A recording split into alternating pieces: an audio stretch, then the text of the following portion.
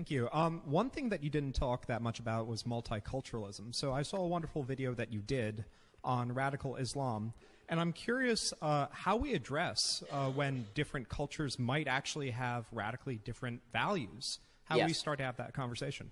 Well, I mean, the first thing you have to do is be honest about that. I mean, this idea, and it's promulgated by right, left, and center, that everybody down deep has the same values. I mean, it's in the Declaration of Independence, the idea that these truths are self-evident. I mean, sorry to break it to everybody, the truths are not self-evident. If they were self-evident, then everybody would have them. Right? If they were self-evident, every country would have a Declaration of Independence. They're an outgrowth of a specific Judeo-Christian culture that grew into an Enlightenment, which grew into the Declaration of Independence. The idea that everyone around the world wants the same thing is actually significantly disrespectful to people from different cultures who have different priorities and believe different things. When I say disrespectful, I don't mean that their cultures are great. I think a lot of cultures out there are absolute horse crap. But it is true, of course, that people have different priorities and different cultures and different belief systems. I mean, I was speaking with one of my security guys, and he was a former military guy, served in Iraq and Afghanistan, and he was saying one of his buddies had a situation where he was raiding an Afghani weapons cache, and he walked in. There's a 7-year-old with an AK. Okay, that's a result of a culture that does not value children in the same way that Western culture values children. And Western culture didn't always value children the way the Western culture now values children, which is why people used to have 10 kids and 5 of them would die, and then you'd have more kids, right? They didn't even used to name kids for the first couple of months in many Western cultures. So culture shifts over time, and it's important to recognize these differences in culture because you have to know what the obstacles are and the differences are before you can actually come to an agreement about what can change and what can't be changed. It's a little bit of a world-beating notion that you can walk into Iraq and magically change it into a Western democracy, as George W. Bush found out. And it's also a bit of foolishness on the part of the left that any person from any culture is necessarily going to hold the same values that we are. When people say, everybody loves their children, well, it's hard for me to say everybody loves their children when I see pictures of Hamas terrorists strapping a suicide bomb on a 3-year-old. I don't think that person loves his child. I think I like his child more than he does, probably. We just have time for... Hi, Ben. I'm not a Yale student, but I'm down here because I was interested in the presentation.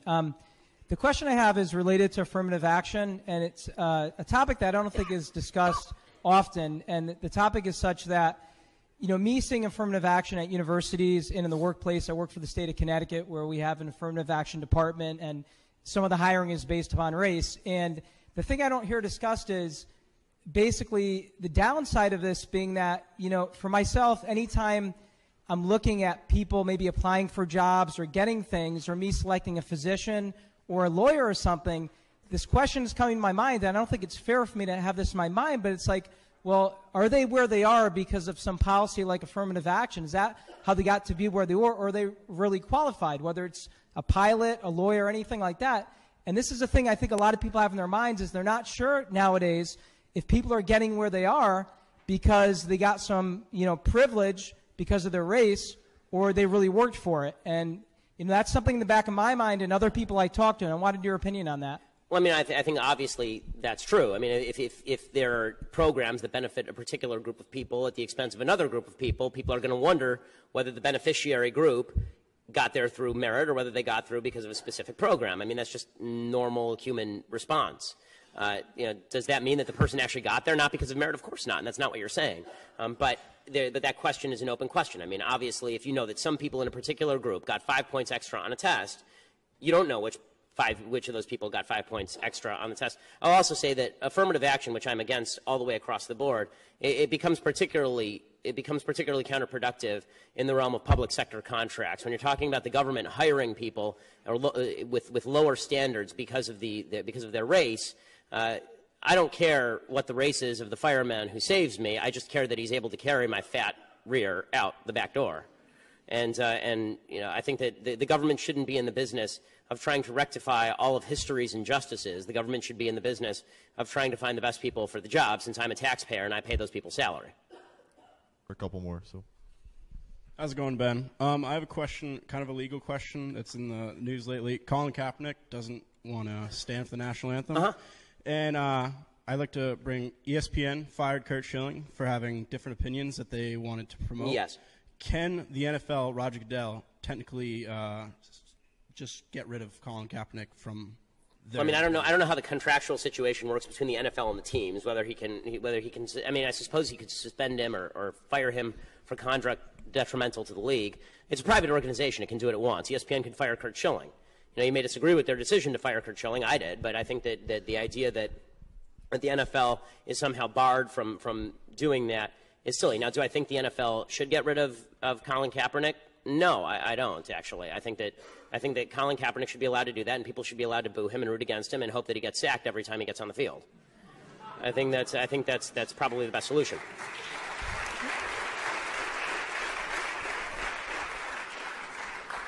Hi. I just have a couple of questions of clarification. So, sure.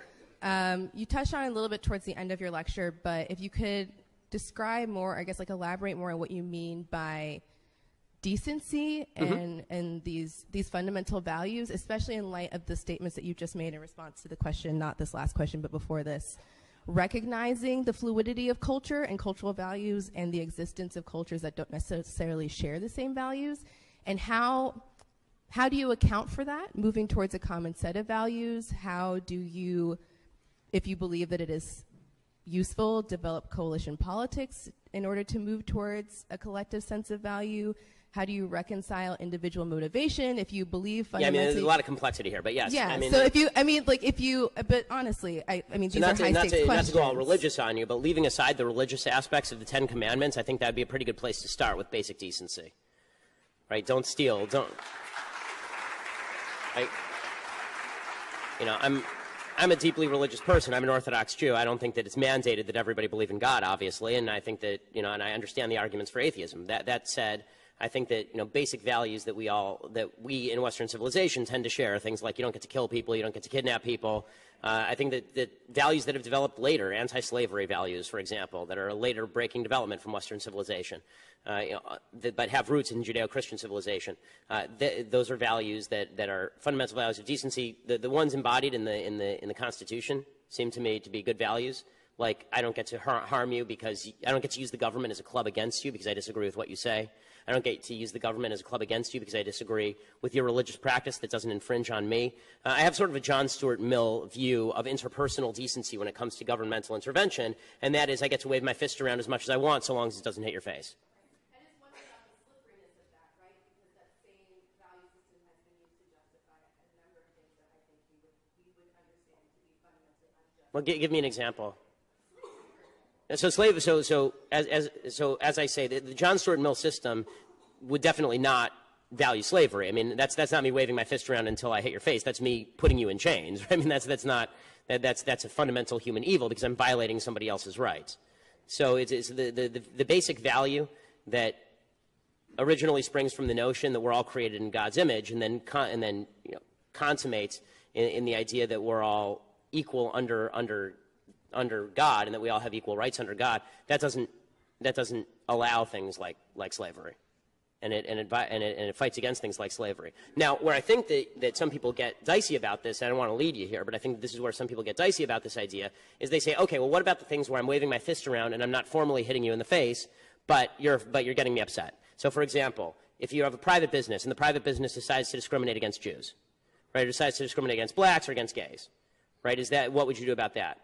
So I don't think the government has any business telling private businesses what to do, because I think that capitalism is colorblind, and that means that if somebody discriminates against Jews or blacks or gays, they'll go out of business. There will be other people who offer their services.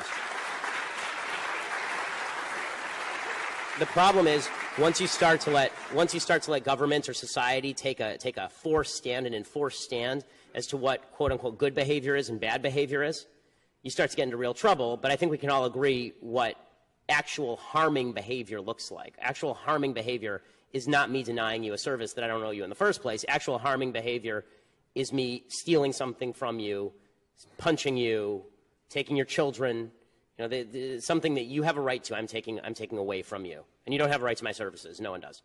So just to be clear, is that something that you would define as not special? Mm-hmm. Is that something that you would define in objection, that you set sort of in opposition to things like microaggressions or criminals that you find to be false on the grounds that they are subjectively offensive? Are the things that you just listed things that you would find to be objectively offensive? Well, I mean, so now you're getting into a broader question, which is, are any values objective or subjective? All values, I suppose, in the end, are going to be subjective, but I think the ones that we can most easily agree on, and the ones to which there's an objective standard anyway, that doesn't require you to read my mind. Let's find a standard where we don't have to read each other's mind. So standard where I don't have, microaggressions require me to read your mind. I have to try and figure out what's going to offend you and what's not. I don't have to read your mind to know you probably don't want me to punch you in the face. Right? Like there's an objective standard there where I don't have to read your mind. We all sort of agree. And if we can't agree on that, we can't agree on literally anything, and then society's over. So I guess time to buy your food parcels and build your bomb shelters, if that's the case. If we can't all agree it's bad to hit each other in the face, then we have no place to start. Thanks so much. All right, this will be the last question, right? Hi. So throughout your speech, you kind of treat the left as sort of this monolithic group of people. Yeah, like a terrible block of terrible people. Exactly. Sure. Yeah, it's exactly what I'm talking about. Like at one point, for example, he said the left hate free speech. The left only care about diversity but not values. Right, it's shorthand. The left is trying to destroy America's value system. My first question to you is, isn't this sort of kind of generalized hyperbolic language divisive, and doesn't it kind of add to division instead of bringing America together? And my second question is, do you acknowledge that the left is composed of a wide, diverse range of people with diverse viewpoints? Of course, of course. Oh, here's what I define the left as. So, good question. Here's what I define the left as if the speech didn't make it clear. Excuse me. When I say that the fundamental left value, if you believe this, you are on the left. If you believe that fairness of outcome is more important than than equality of rights, then you are on the left. That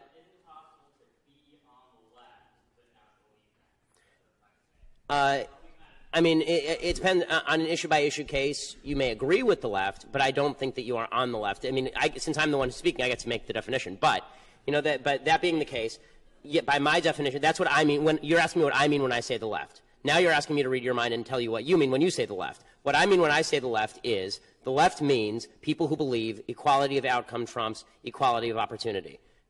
Now, if you want to say that there are people who don't believe that who are on the left, you're using another definition, not the one that I'm using, which is okay. I mean, we can talk about your definition. But by that logic, would you acknowledge that there are people who are liberals but who aren't under your definition? That I will acknowledge, which is why I specifically don't use the term liberals. I don't equate liberals and leftists. They're not the same.